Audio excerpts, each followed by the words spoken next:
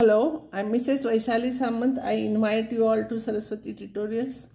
If you like my video, then please share it, subscribe it and press bell icon also.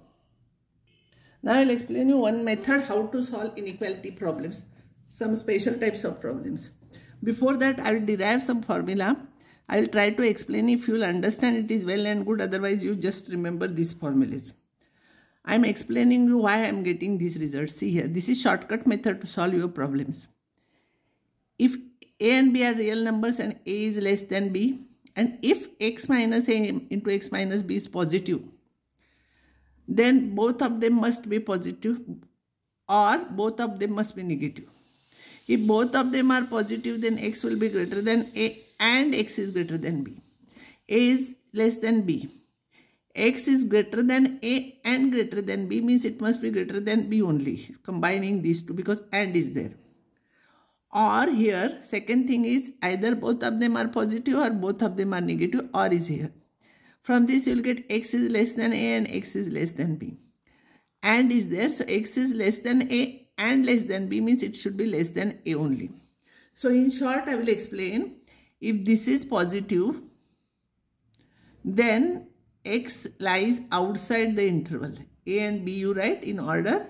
Equate this one to 0, this one to 0, and a and b you write in order. And it lies outside the interval. If strictly sign is there, these points are not included here. If greater than or equals to signs are there, then those points are included. So this formula you have to remember. If product is less than 0, then this is negative and this will be positive. First thing is one is negative, other is positive. So if this is negative, this is positive. And if this is negative, then x is less than a and this is x is greater than b. Less than a and greater than b, and it is not possible. Another thing, either this will be positive and this will be negative. See, and this is negative. From here you got x is greater than a and here you got x is less than b. So x is greater than a and less than b means it lies inside the interval. So x lies in the open interval because here strictly sign is there. These points are not included. So result is if the product is less than 0, it lies inside the interval.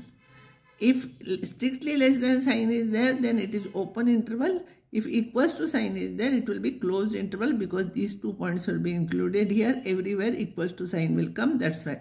So if you will not understand this, no problem. You remember this. X, coefficient of x should be 1 here, plus 1. Equate this one to 0, this one to 0. Write points in order, whichever comes smaller number here, bigger number here. And if it is greater than 0, it lies outside the interval. If it is less than 0, it lies inside the interval. Like this, you remember in short. Now I will solve problems. If this is less than 0, equate x, coefficient of x is 1. Equate it to 0, equate it to 0, you will get 2 and 3. So 2 comes first, 3 comes next. Greater than 0, I said outside the interval, draw diagram. So you will come to know that x is less than 2 or x is greater than 3. Here or must be there because and it is not possible here and here. Next one. If it is greater than or equals to there, 2 you take common because I want x here. So x minus half and x minus 7. Equate it to 0, you will get half and here you will get 7. So half comes first, 7 comes next. So product is greater than 0, so it will be outside the interval. So x will be less than or equals to half or x will be greater than or equals to 7. You take it like this. Suppose the product is less than or equals to 0, but here it is 2 minus x. So I will take minus sign common, it will become x minus 2. If I want to remove negative sign, this less than or equals to inequality will change. So if I will remove, it will become greater than 0. You equate these 2 points, these 2 factors to 0. So you will get here minus 3 or 2. Minus 3 comes first, 2 next. It is greater than or equals to 0. It lies outside the interval. So outside always or is there in between. X is less than minus 3 equals to sign will come. Or x is greater than or equals to. This will be the answer. If product is less than or equals to 0, then you take points here. X is minus 1 and 4. So minus 1 comes first and 4 comes next. So it will be, if it is less than or equals to, it lies inside the interval. So x lies inside because equals to sign is there. Equals to sign will come here. It will be closed interval. Here you take 3 common. X minus 1 by 3. X minus 2 is less than 0.